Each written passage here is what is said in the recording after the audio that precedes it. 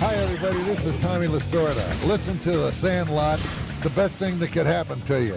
The one constant through all the years, Ray, has been baseball. Are you crying? It's a part of our past, Ray. There's no crying. It reminds us of all that once was good. There's no crying in baseball. Just a bit outside. Baseball will be very, very good to me. It's a simple game.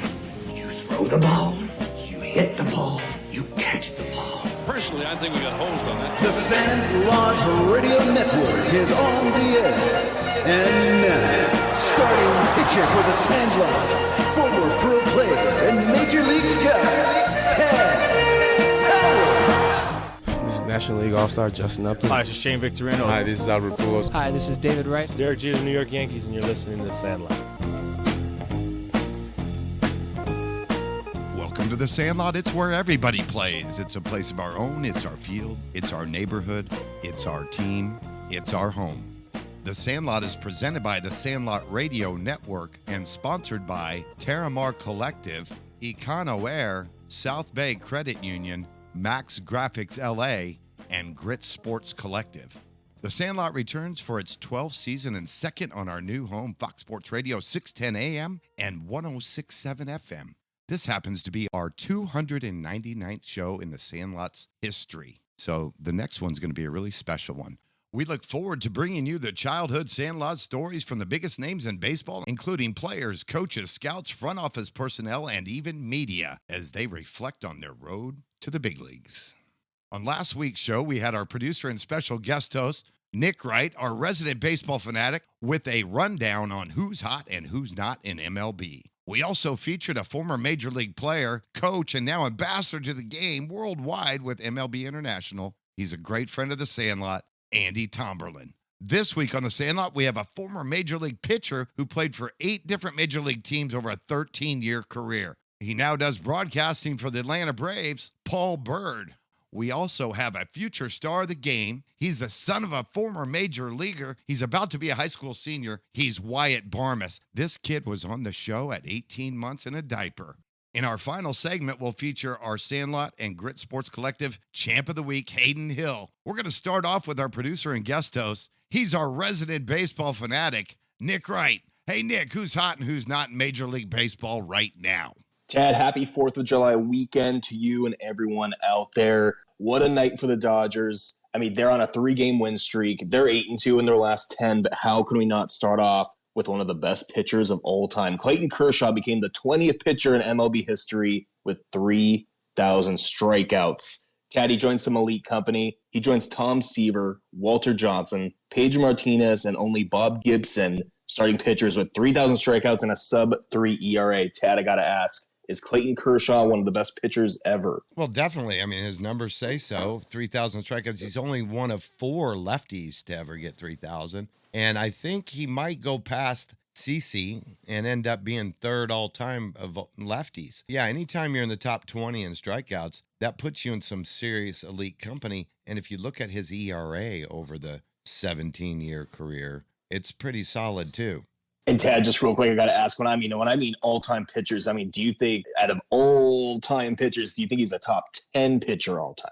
Yeah, I'd say top 20 for sure, but okay. Top 10's really, that's a tough one, man, because you look at wins, you know, he's going to finish with what would be considered a lot of wins for this day and age, but there's guys, Maddox had 355. So it's just a different time. You know, guys don't go past the 5th inning very often. So a lot of things can happen from the 6th to the 9th. And a lot of times you might be sitting in a position to get a win, but the game completely changes and you're no longer the pitcher of record. That's why those guys went so deep into games. Even Bird had he had 9 complete games one year, and I think he had 17 in his career, which is way more than most dudes. Yeah, I'm sure it could be a whole segment dedicated to who could possibly be in the top 20. Tad, yeah, the Dodgers now have an 8.5-game lead over the Padres. Padres have been playing some very subpar baseball, and the Giants even worse. They are 3-7 of their last 10. They are 9 back. I think the NLS is pretty much locked up. Yeah, and the D-backs have played pretty poorly as well, 4-6 in their last 10, and they're now 11.5 back. And then the poor Rockies, 20-67. One of the all-time worst seasons ever. I feel bad for him. Tad, let's go to the NL Central. Your Chicago Cubs have a nice little 3-game lead over the Milwaukee Brewers. Despite the Brewers playing good baseball, they are 7-3 over their last 10. 5-game lead over the Cardinals. Cincinnati Reds 6.5 back. And, is this hot or not? Technically, they're hot. The Pittsburgh Pirates have won 6 straight, but they are still 9 games back of the wild card, 14 in the division. Yeah, it's too bad that they've gotten hot late, but hey, we're halfway through, so who knows? And also with the Cubbies, they better turn it up because 5-5 in their last 10 and the Brewers 7-3, only 3 games back. They're sneaking up on them. Brewers are lurking. Let's go to the NL East, where the Phillies now have a 2-game lead over the Mets. And New York Mets, 3-7 in their last 10. They are playing some bad baseball. Do you think the Mets are in trouble? And do you think this is going to be a race to the finish in that NL East? I really do. The Phillies are playing really good baseball right now. Well, actually, they're only 5-5 in their last 10, but the Mets are 3-7 in their last 10, and they've really tanked it to be 2 games back right now. They had a comfortable lead a couple weeks ago. And then, the Braves have played crappy as well, but look at the Marlins. They've gone 9-1 in their last 10. Marlins really sneaky, but, they're so far back, sadly, no one knows about it. Tad, let's go to the American League here. Got to start on the AL East, where the Toronto Blue Jays crept up on the Yankees. They are now even with them. And even the Tampa Bay Rays lurking, and they're only a half game back of them. Tad, should New York Yankees fans be worried for the rest of the season? Well, there's a lot of games left, and the Blue Jays have really turned it up. They're tied for first in that division right now, and the Yankees have been tanking it, is basically what it comes down to. And your Rays, they're only 5-5 in their last 10. It's a shame because they're a half game out, and if they played a little better baseball, they'd be in first place.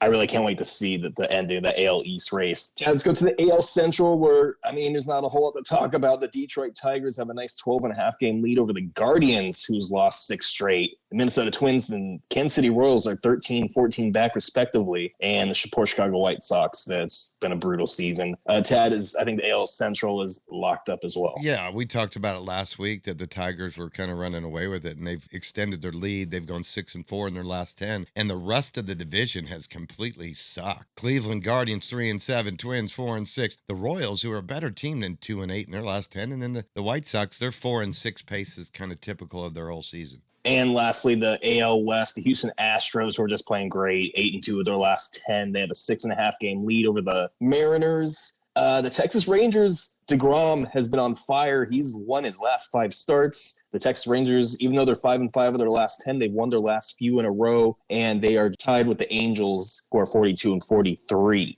So, Tad, I think I mentioned last week, I know the Astros look like they have a pretty good lead on that division, but I think that meet between Seattle, Texas, and Los Angeles Angels, for that wild card race is going to be really tight down the stretch. I believe so, too, and I'm not saying that division's anywhere near being locked up because the Astros are streaky, and so is Seattle, and so is Texas. So somebody needs to get hot, and they'll be right back in the race, those 2 teams. And the Angels, they played okay recently, but they're still under 500. Dad, they just do not want to get over 500. Right when they're at 500, it's like they just can't get a game over 500. But I just got to mention my guy Joe Adell, Mr. June / a little bit of July. He is hitting over 400 in his last 7 games. Hey, we're about to go into this All-Star break. Let's talk about some of the guys that made the All-Star teams for the American and the National League, but also the guys that missed out. Yeah, Tad, let's start in the American League. And the starters here in the outfield, we got Riley Green of Detroit and Yavi Baez from Detroit. Got, of course, Aaron Judge. We got Jacob Wilson from the Athletics at shortstop. We talked about him a lot this season.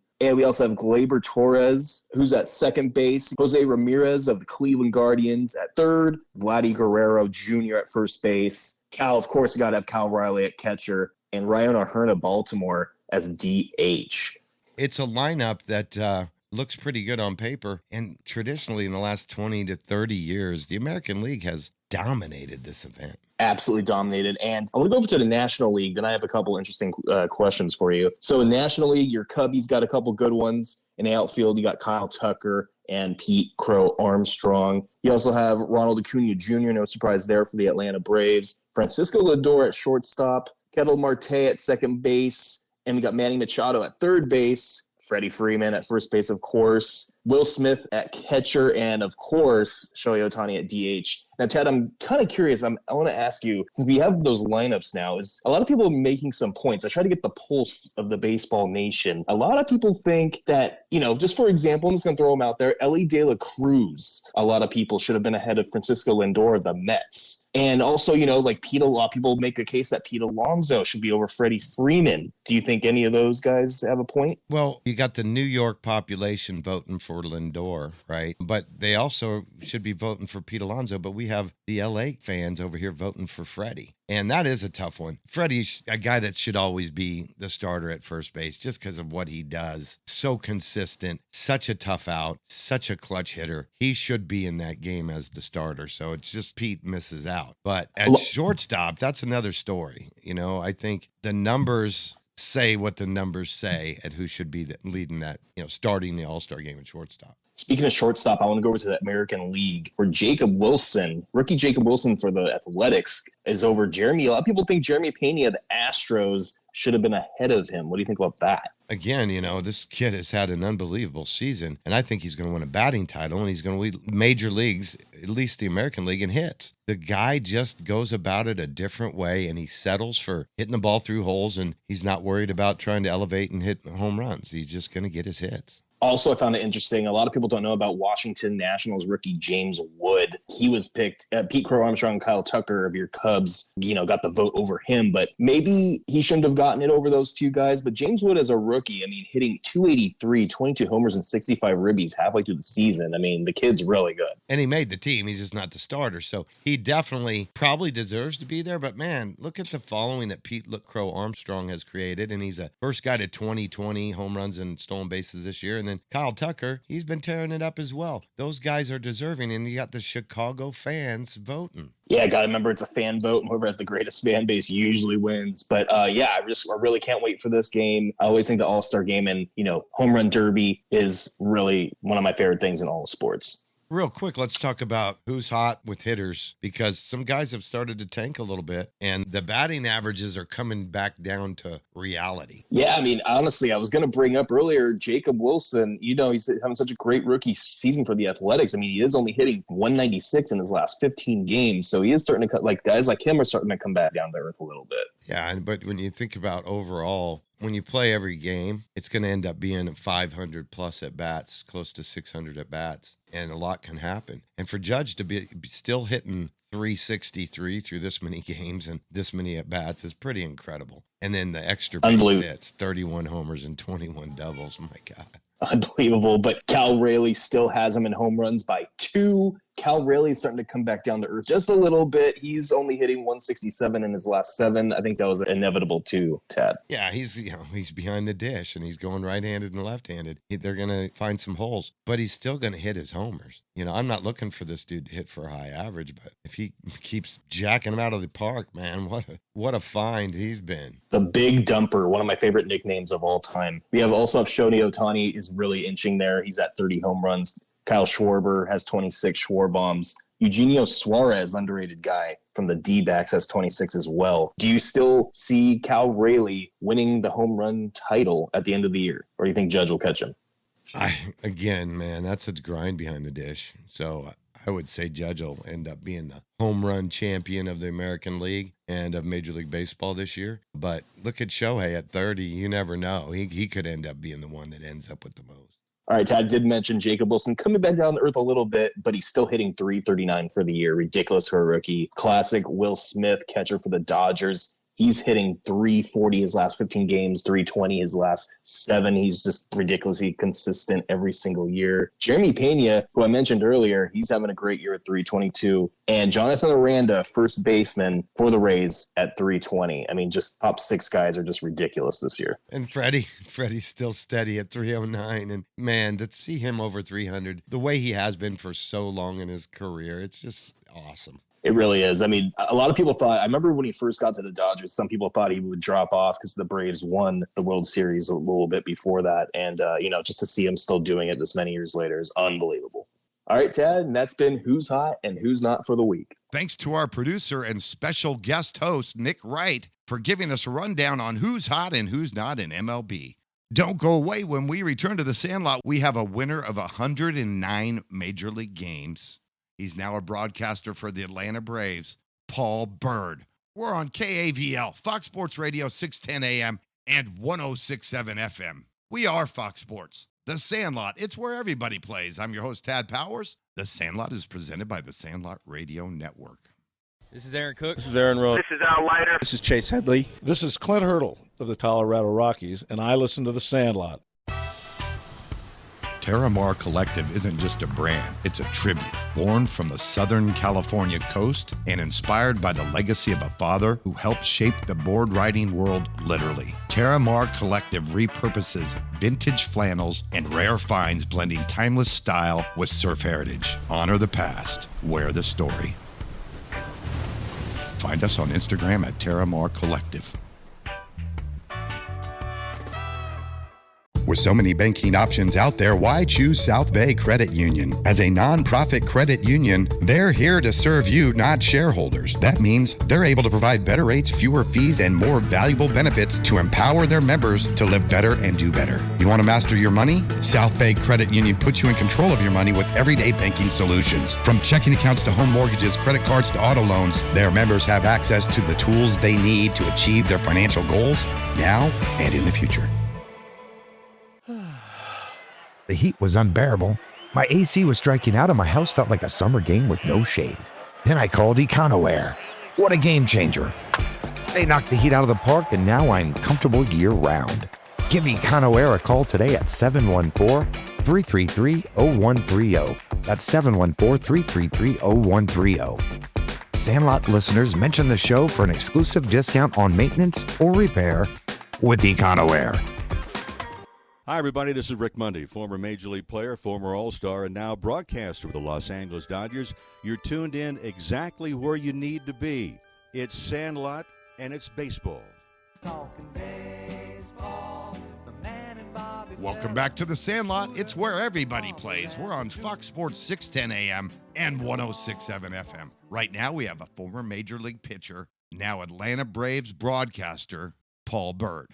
Paul, thanks so much for being a guest on the Sandlot. I'm fired up to be here. Let's talk about Sandlot days, buddy, because this is the Sandlot show, and we always have to turn back the clock to when we're little kids in our backyards or our neighborhood baseball field with our mates that we met. We rode our bikes there. We met at a certain time, and then we figured out how to play some kind of game. Let's talk about Louisville, Kentucky, growing up there, because Billy White, one of our mutual friends, I went and visited him there, and I met some of his cronies, and they're the same ones he grew up doing Sandlot ball with, and they were a tough group, so I'm sure you had something similar. No, absolutely. Yeah, I grew up in Louisville, Kentucky, and if you're from there, you say Louisville. And man, my dad was a police officer, and he played college basketball at Anderson, Indiana, and he, would come home, man, and I'm told, breaking lamps with tennis balls and firing the ball all around the room. I love the Cincinnati Reds. And in Kentucky, man, it's horses, bourbon, basketball, and baseball at that time really wasn't a big thing. But everybody knew the Big Red Machine, Johnny Bench on TV, George Foster. When I was 6 years old, I got a George Foster bat up at Riverfront, first 500 in the door, slept with it for weeks. And it was all black. I just held on to it, and he had a great year that year. And, I knew all the Reds, Cesar Geronimo, Pete Rose. They were just incredible team, man. So as I got, out in the neighborhood, our big thing was wiffle ball. Years ago, this is like 2012, after I retired from the big leagues just a couple years earlier, I go back to Louisville, man, and we went and played wiffle ball again with our kids, and that was a pretty cool experience. So like Billy White, I had my group in the neighborhood where we rode our bikes. We had the tennis balls, so we played tennis ball, baseball, and the spokes. It was like a gang, man, and we got in fights. We learned how to reconcile. We learned how to play with passion, and we were all sunburned, and you know, when I didn't do that, I went over to the railroad tracks and we set up bottles on the railroad tracks and I threw rocks at those. So before there was overload, underload training with weighted baseballs, I was doing it myself back on the railroad tracks, throwing, you know, rocks, and then underload training by throwing wiffle balls, something lighter, which now through all the science and all the things that we know that increases your velocity, those are the things that do it. And here I was training, multi-sport training without even knowing it. Isn't that beautiful? And, you know, we had similar games like that in my neighborhood where that game developed a serious set of skills that we didn't even think about. We were just playing that game. Yeah. It definitely developed some of the skills that I learned later on as a scout that we evaluate. And like you said, the weighted ball thing before the science. That's when we grew up, there was no science. Pitchers ran foul poles. We did pickups. We threw long toss. We threw bullpens, and we shagged. And there was no science behind anything. Weight training wasn't even a big deal in my era. No, that's crazy. You know, so I was at LSU and I had an incredible coach there named Terry Grisham who came over, and man, I'm 160 pounds dripping wet, and the scouts said, you know, I was too small. I was drafted by the Reds out of high school in the 13th round, didn't go, went to Louisiana State, and I could not gain weight. And so he came in my junior year and he taught me how to eat. And then he was a track and field guy, so he taught me how to train properly. And we actually did things that like no one else did. We did some shot put stuff. We worked on explosions. He had me throwing weighted baseballs.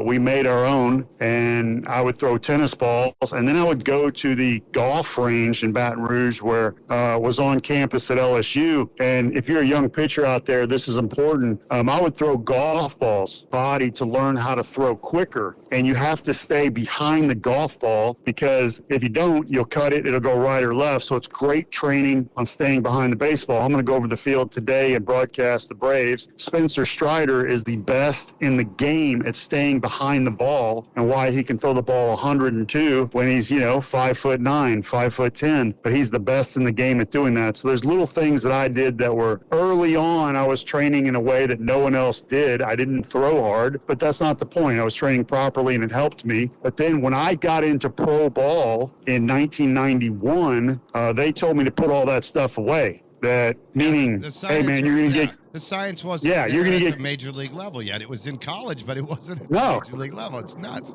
No, they were saying, you know, if you lift weights, you're going to get too tight. And they said, put all that stuff away or you're going to get, you know, even players were like, man, you're going to get blackballed from the organization, because once you pick up a weighted ball and you start throwing or playing or training in that way and you need surgery, it's the weighted ball's fault, or it's the lighter object, the tennis ball or the golf ball's fault. You know, when you had Nolan Ryan out there chucking a football, he was training differently than everybody else. And here he was lifting weights from the 70s. And then McGuire and Canseco came along, who were beasts, and everybody said, wait a minute, Nolan Ryan, Canseco, Mark McGuire, maybe lifting weights is a good thing. And everybody went from the Nautilus and calisthenics to actually real training that track and field and everybody else was far ahead of in the athletic realm. Well, let's talk about when you were in high school. You got to play with Billy. You're a sophomore when he's a senior, and he told me you were a bulldog, and you were a big reason why that team was good.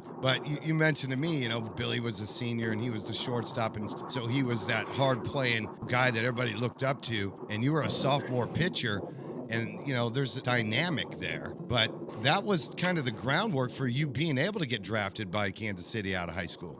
Those were great days, man. Let me just say that, because, you know, everybody knew Billy White. He played varsity and started as a junior, and colleges were interested in him, which was a big deal at our school when major D1 colleges are after you. He ended up signing with Kentucky, going in the third round out of Kentucky with the Cubs, and got injured. He pulled his hamstrings over and over again and lost his quickness, which you have to play short. That was unfortunate, because he's a hard-nosed ball player. And I learned a lot from him, man, just watching the way he went about his business, how dedicated he was. He loved baseball. I asked Peter Gammons one time when I very first got into broadcasting, what's the number one thing I need to communicate? And it was easy. He just looked at me and he said, your passion for the game. And I was like, that's really good, because I look back in my life and I noticed that not everybody likes baseball. Some people, it's too slow. Some people just, it's not their thing. They want basketball is going to end on a certain time. There's never going to be a rain out. So football, same. The tennis court's the same size. The basketball court's never going to change. Baseball is just totally different, man. Different size fields. It's supposed to start here at range. You never know when it's going to finish. Is the pitcher going to work fast? Is he going to work slow? But once you dive in and you understand that chess match between the hitter and the pitcher, and you talk about Sandlot, I loved that even when I was throwing wiffle ball at 5, 6, and 7 years old before I even got into Little League. I loved that. Like, that was my passion. That's what I felt like I was born to do. So when I saw a guy like Billy White in high school, who I looked up to as a freshman, I'm awkward, I got braces, I'm clueless, and everybody's like, man, that's Billy White. Walking down the hall, I'm like, man, there's a guy from Kentucky who just loves baseball and is big time. So when I made varsity as a sophomore and got to see the way he went about his business, man, instantly I was connected to that and always pulling for him. So it was unfortunate he didn't get to the big leagues. He was a big leaguer, and staying healthy is not guaranteed and all part of it, but you need people on the journey who are like-minded and who you can look up to and who you can learn a lot from. Let's talk about when you're a senior. You're now a type of guy, even though you're not big yet and you're not throwing super hard, but Kansas City takes you and you make the decision to go to LSU. How did you make that decision? Because that's like a life decision right there. It is, man. And actually it was LSU that I went to, and I wanted to go to Arizona State because I saw Bob Horner play for Arizona State on ESPN, and he had the blonde mullet and I had the blonde hair. He hit home runs. I wanted to hit home runs. So I loved Arizona State. So I went to Arizona State 3 times while I was in high school, went to their baseball camps, and it was a done deal. That's where I was going. And I had a coach. Here's another lesson. I played basketball, a little bit of football, and we had goal sheets to fill out for the basketball team. And I said I wanted to go to Arizona State and then play for the Cincinnati Reds in the big leagues. And my coach sat me down and he said, you're not big enough to do that. Like, you need to have different goals and go to college and get your education.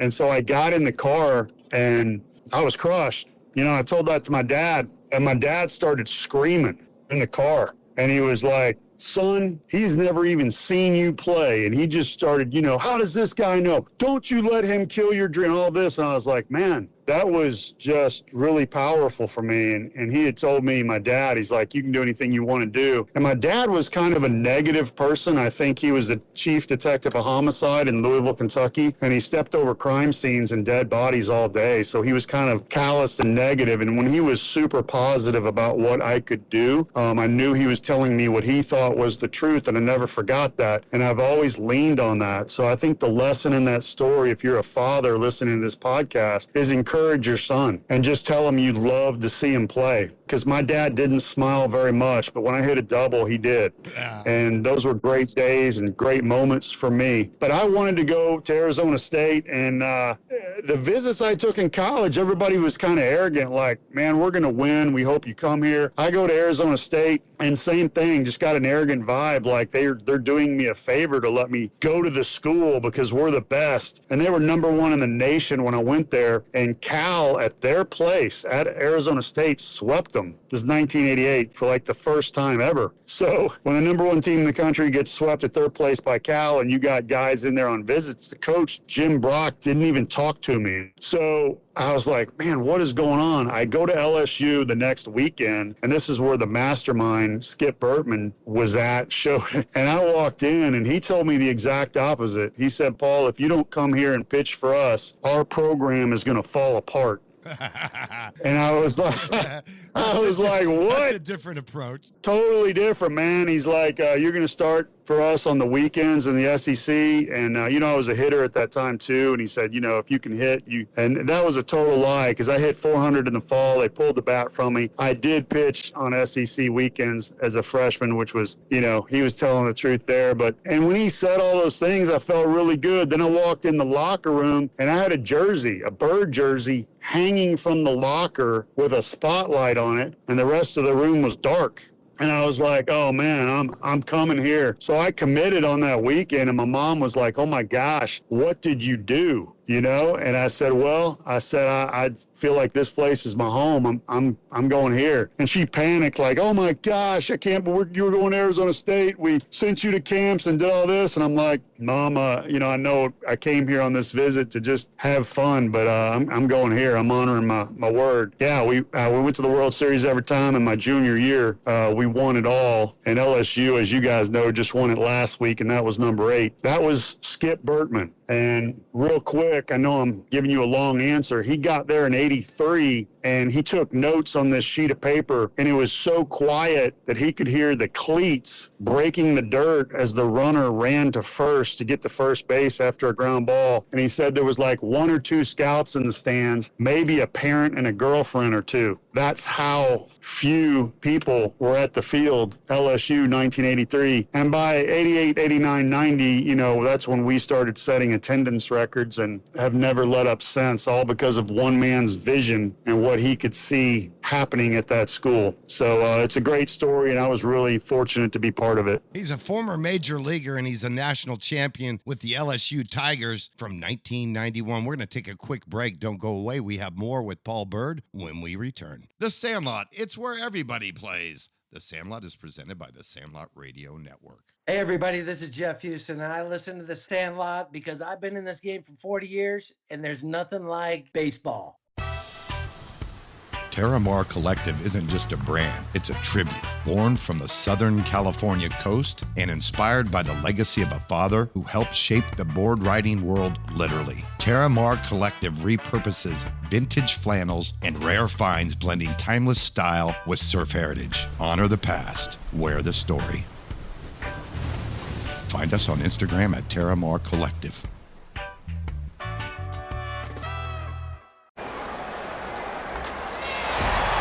Step up to the plate with Econoware's Solar Services. Their solar solutions deliver unbeatable energy savings, keeping your power bills low all season long. Be a game changer. Switch to clean energy today. Sandlot listeners mention the show for an exclusive discount on maintenance or repair. Call Econoware at 714-333-0130 and hit your energy savings out of the park. South Bay Credit Union features 3 centrally located branches in the South Bay, 24/7 time-saving digital banking tools, over 30,000 free ATMs nationwide, and a 100% commitment to the South Bay. South Bay Credit Union cares about their community. They've contributed over 3,600 employee volunteer hours. Over 20 local organizations have received donations or sponsorships, and they have raised over $150,000 for the Children's Miracle Network. South Bay Credit Union. Live better, do better, bank better. This is Clint Barmes, and I'm still listening to The Sandlot. This is former Major League pitcher Dave Dravecki, and you are listening to The Sandlot. Hey, it's former Major League Baseball player Matt Holliday, and I'm actually known as Jackson Holliday's dad these days. My son was the #1 overall pick, and I got another one on the way. And we still listen to Sandlot Radio. Proud to be part of the Sandlot Radio family. Welcome back to the Sandlot. It's where everybody plays. We're right here on Fox Sports 610 AM and 106.7 FM. Now we have more from former Major League pitcher. He was a College World Series champion with the LSU Tigers. They did it again this year for the 8th time, Paul Byrd. We're back with Paul Byrd. Before the break, we talked about LSU going to the College World Series and winning it for the 8th time, and the brilliance of Skip Bertman and how he put together his teams and how he motivated his players. Sounded like he made you feel like you were the only player in the world when he put your jersey up there and put the spotlight on it. And I think that's a difference maker for young guys when they have to make that life decision. Absolutely, and he taught me how to think. He wasn't the best at mechanics. At the time, he was the coach of the Olympic team. Man, you had some incredible players on that team. Ben McDonald was later the #1 pick of the Orioles. He threw 98, 99 miles an hour, and no one else did. But we had this sheet he would make us study, and the average velocity at that time in the big leagues was 86 miles an hour. And I was like, man, I can hit that. And he's like, Paul, nobody walks up to the plate and gets out because you're 6'4". 6'4", you're 6'5". You know, they make outs because you throw a good pitch. And he's like, when you go to the big leagues, and I was like, wait a minute, what? You know, and he's like, when you go to the big leagues, you're going to be the type pitcher that has to throw a 2-0 slider, has to throw a 2-0 changeup. But he goes, don't let anybody tell you you're not good enough to get there. And that was like my dad. He carried that torch, and, you know, he had a little more credibility than my dad because of his coaching prowess. And I always wondered, you know, what if somebody like that would have said, you're not good enough, you know?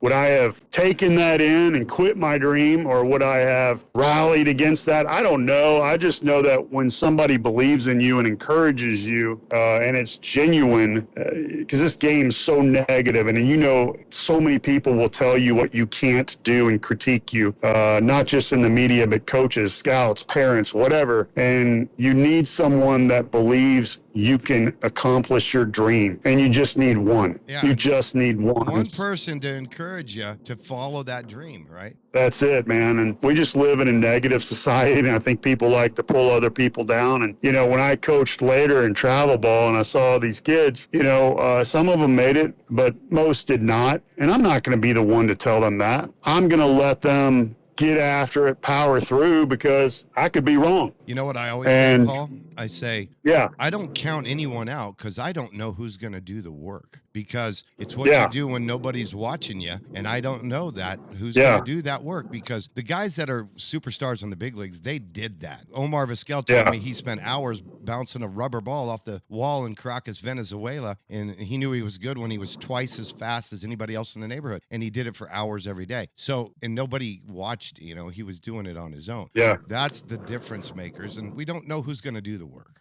No, you're absolutely right. Same thing, Ozzie Smith, throwing a tennis ball off his mom's front steps would bounce differently every time. He developed the same thing. I know this show is about Sandlot, but that's very, very important, because you're developing those kind of skills at an early age, fine motor skills, the love of the game, learning how to read hops. You're developing a passion for the game, and not everybody has that. And it's okay if you don't. But if you do, you know, you got to put that video game controller down now and go out and do those things. You know, it's great when your dad and a coach or somebody helps you, but you got to do those things on your own. And anybody can grab a tennis ball and throw it off the side of the garage and work on those things. Anybody can get a tee in their garage and start taking swings. Even tying a wiffle ball to the top of your garage with a string hanging down and just swing away. You know, there's little things like that. I think when you see a kid do those things, you want to nurture, develop that, and tell them that they can do it and not crush a dream. 3 trips to the College World Series at LSU, and then you win it. And I've been to that Omaha tournament when it was at Rosenblatt and at the new place. And I did radio out there. My kids played in the USSSA tournament out there. So I know that feeling of what it's like, but only from an outsider looking in. Man, what was it like to be on teams that win every year, but then on a national championship team like they were again this year? Yeah, man. We played Florida my freshman year, and Florida was ranked 1 and we were 2, or I think Florida was 1. We were 2 or 3, or vice versa, but I really think they were number 1. And the game was on ESPN, and I came in and I was just so fired up. I was like, man, I am on ESPN, and I got the win. I did well. I was all fired up. But for whatever reason, when I got to Rosenblatt and came in the game in the College World Series, again, I'm on ESPN, I couldn't feel my legs. I mean, I was just trying to breathe, man, and my first 2 pitches just skyrocketed. And I'm like, oh, no. And I'm not going to look over at that bench. I'm not going to look at Coach Bertman or anybody. I don't want to look like I can't do it. But I remember having to breathe and just try to get some air in me because I was so nervous. The only other time I had that feeling was my very first big league outing in Shea Stadium for the Mets when I pitched against the Pirates. That happened in '95. Rosenblatt, my first time, was '89. But I couldn't feel my legs then. It was like a dream, you know. Couldn't breathe, one of those things. And now I look back on that with such fondness, and it makes me smile. But then, you know, it was like having a panic attack. And you have to have a little bit of numbness ability to fight through, those situations to be an athlete and just get it done. And sometimes that takes a few more pitches than you want it to. Now, the Bird household on draft day after that 91 season and winning a national championship, or back then, was the draft before the College World Series? Had you already been drafted? I'd already been drafted. I went in the 4th round to Cleveland.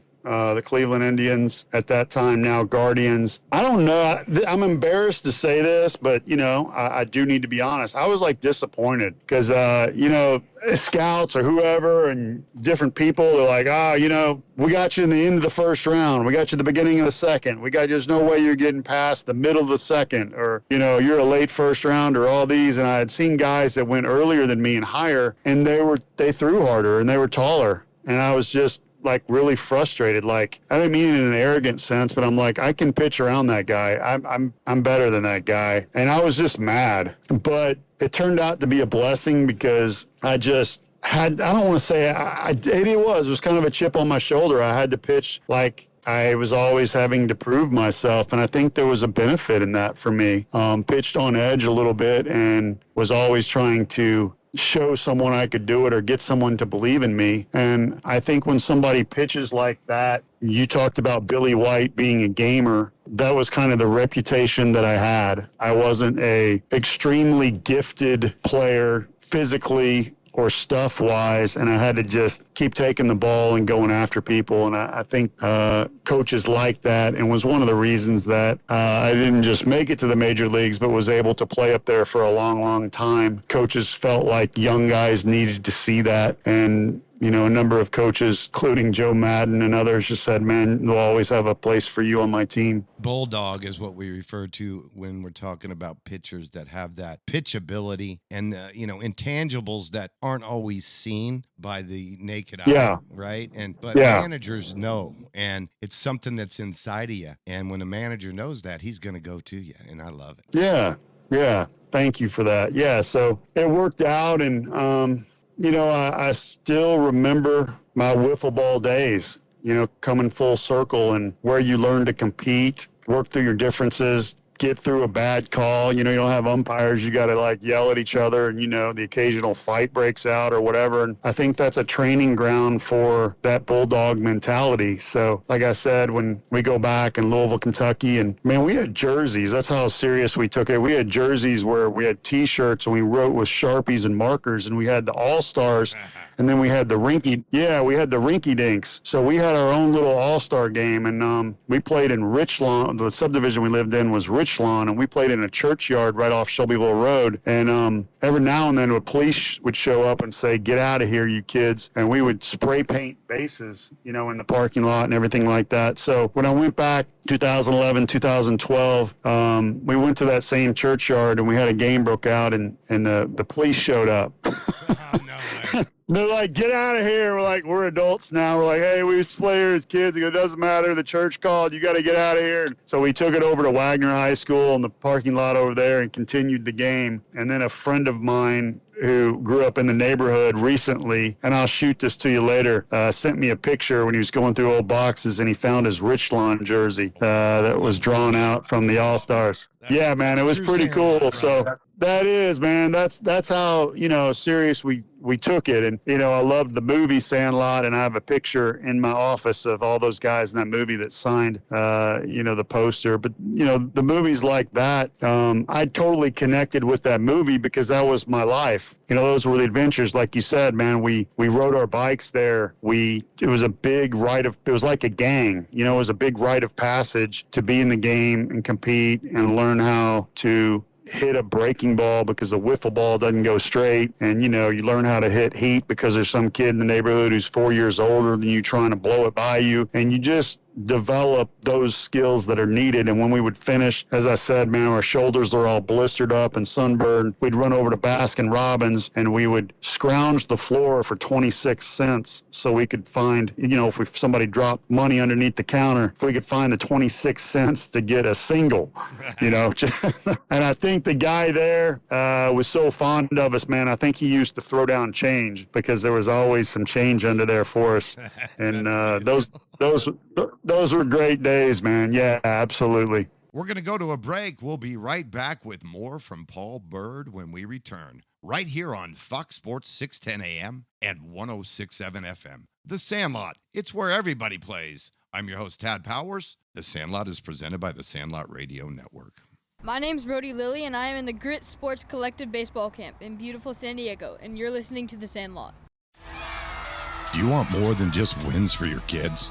Do you want confidence, character, and grit? At Grit Sports Collective, we help young athletes play with purpose and train with passion. With elite coaching in baseball and basketball, we're building more than skills, we're building competitors. Because greatness starts with mindset and is earned through sweat. Grit Sports Collective. Play fierce, train harder. Now enrolling in San Diego, California. Visit gritsportscollective.com and sign up today.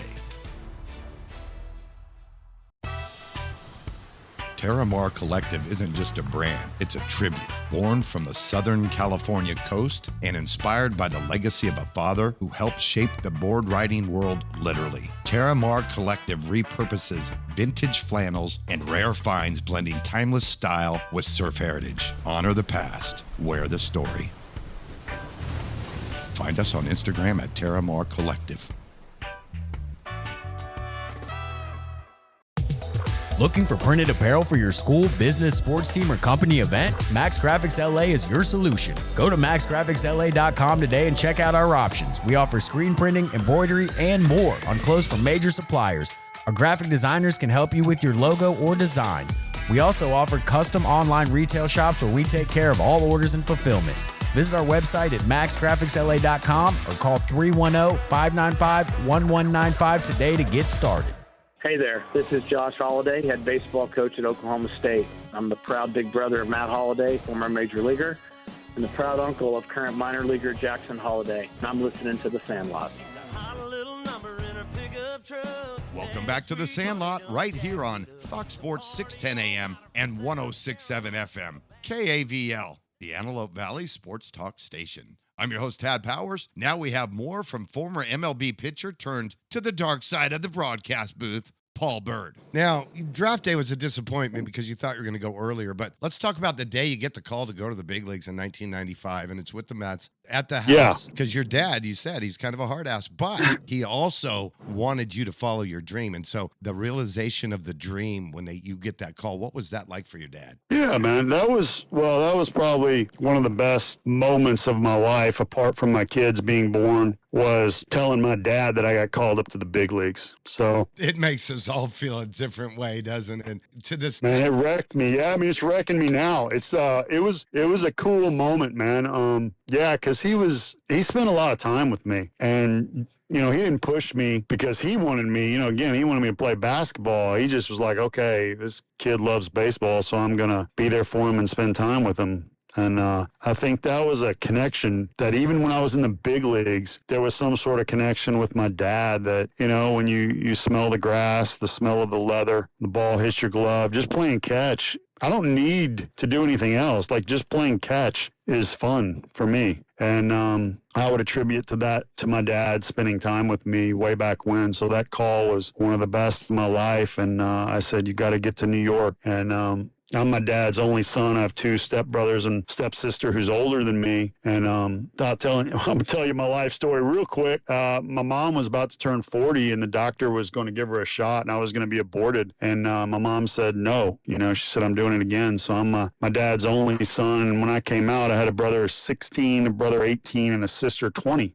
I was thinking, you know, now looking back, man, my mom probably should have been rewarded with this kind, patient child who obeyed everything. And, you know, I was a hellraiser and just didn't sleep and, you know, was always like energy off the charts, a little ADHD. So, you know, sports was my thing, man, and honed in on baseball. And yeah, so I'm real thankful for that. And I think my dad was just so excited that he had, you know, gonna have a child that he really built into me and poured into me when he got off work. And I think that's attached to my love for baseball, no doubt. Bob Feller's been on my show a few times, and God rest his soul. He said to me that his dad gave him the most valuable thing that he could have given him, and that was time. He didn't give him material goods. He gave him time, and that time translated into him developing a love for the game of baseball. And that what a great story. And that's exactly what you're talking about. That time that your dad spent with you. And, you know, in Kentucky, we want our kids to play basketball. But he supported the baseball love and the dream. And that made you motivated all the way to the big leagues to win 109 games. So, Paul, what a career you've had, too. Mets, Braves, Pirates, Kansas City Royals, Atlanta Braves, Angels, Indians, and Red Sox. Been an all-star. Man, 109 wins is not easy to do nowadays, especially when you don't get past the 5th inning very often. And you had complete games and a lot more than most guys do now. Yeah, I think now, you know, I wouldn't even get drafted because the guys throw so hard. But, you know, when you throw that hard, you don't, you know, it's hard to throw complete games when you're throwing the ball as hard as you can and striking out so many guys. So it's just one of those that you got to just be I'm also thankful for, you know, the generation that I was able to play in, because like I said, if I didn't get drafted today, I may have a completely different story. So, that hard yeah, man, I'm thankful for the way things turned out. That hard throwing leads to Tommy Johns. And I look at guys like you and Maddox and some of the other guys that were crafty and knew how to locate and change speeds and get movement. And that still works today. And I don't care what anybody says. Just look at Kike Hernandez going up there throwing to doo-doo and getting everybody out. Yeah, no doubt. No doubt.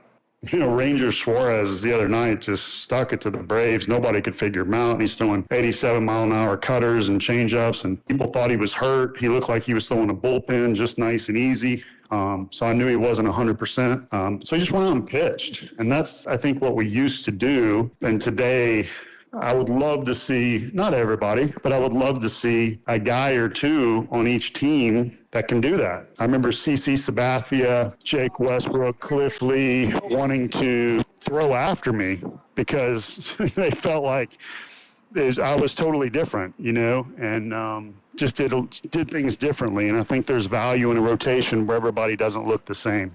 Yeah, have some diversity and, you know, situations, matchups, those things really do make sense. And I still think your stuff gets guys out today at the rate it did back in the day, if not even more. I wish I had the chance, man, but I'm 54, and unless I'm going to pull a Satchel Paige, it ain't happening.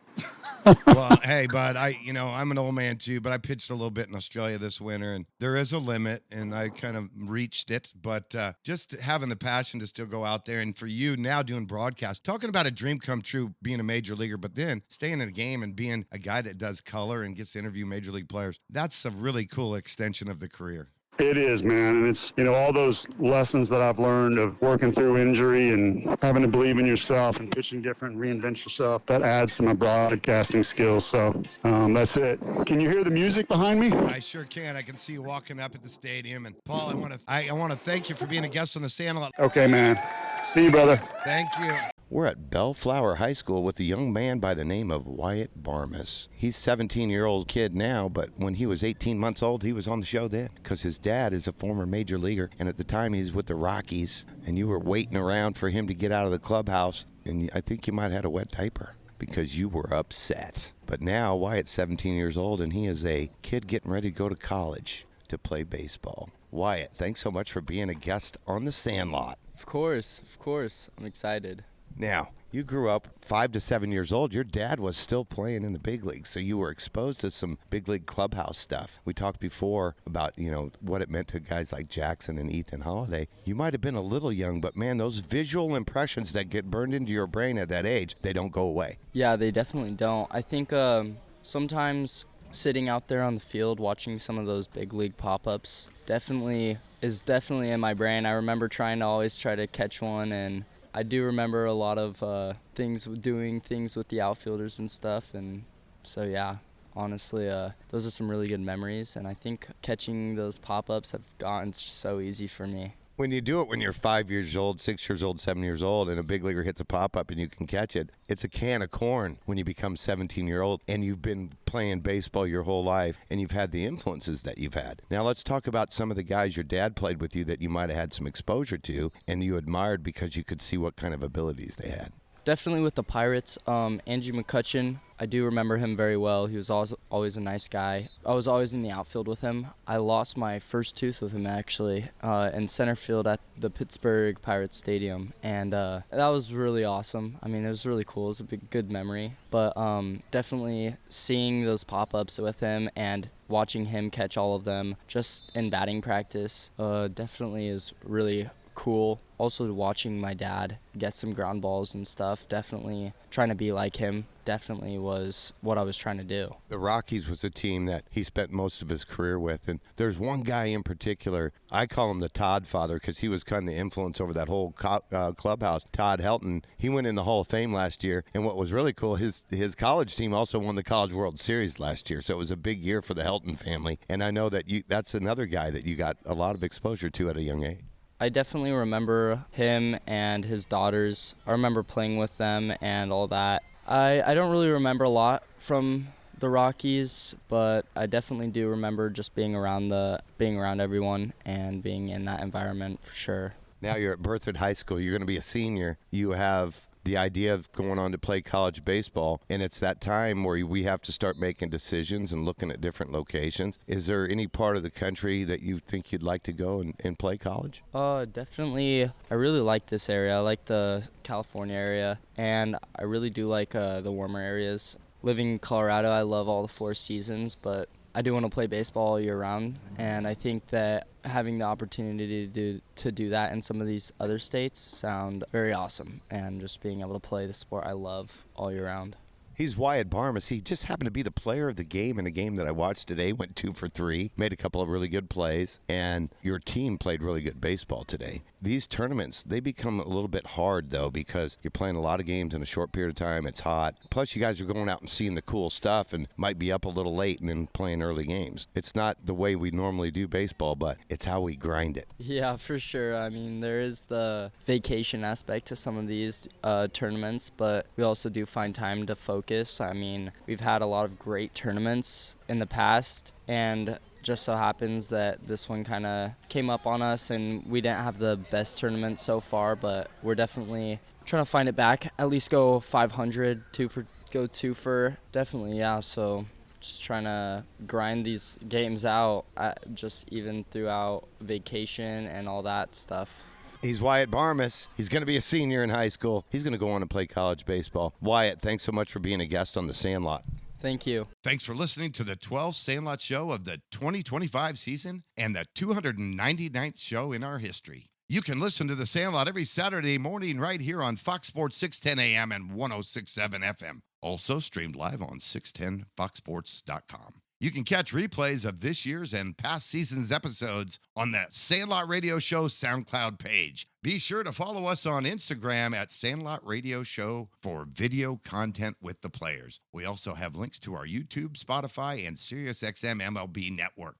Please explore the SandlotRadioNetwork.com website to check out reels and images from our long history of covering everything from the Sandlot to the big leagues. If you're interested in advertising your business on the Sandlot Radio Show, give us a call at 303-350-0655 or send a message through the website, SandlotRadioNetwork.com. We want to thank all of our guests on today's show. We had former Major League pitcher, 13-year veteran, won 109 games, also a national championship with the LSU Tigers, now Atlanta Braves broadcaster Paul Bird. I'd also like to thank our producer, Nick Wright, for being a special guest host and giving us a rundown on who's hot and who's not in MLB. Be sure to tune in next week as we'll have more great guests all season long. The Sandlot is presented by the Sandlot Radio Network and sponsored by Terramar Collective, Econoair, South Bay Credit Union, Max Graphics LA, and Grit Sports Collective. The Sandlot, it's where everybody plays. It's a place of our own. It's our field. It's our neighborhood.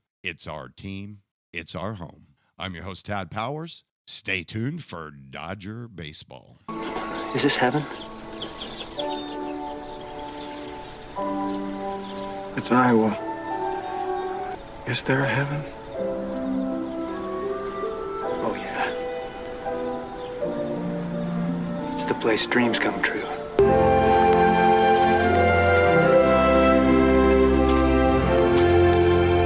Hey, Dad? You want to have a catch? like that.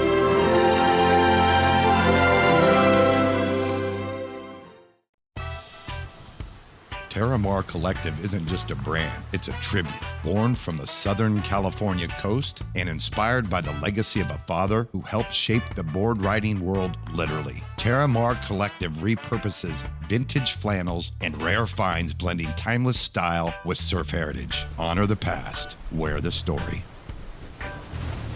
Find us on Instagram at Terramar Collective. With so many banking options out there, why choose South Bay Credit Union? As a nonprofit credit union, they're here to serve you, not shareholders. That means they're able to provide better rates, fewer fees, and more valuable benefits to empower their members to live better and do better. You want to master your money? South Bay Credit Union puts you in control of your money with everyday banking solutions. From checking accounts to home mortgages, credit cards to auto loans, their members have access to the tools they need to achieve their financial goals now and in the future.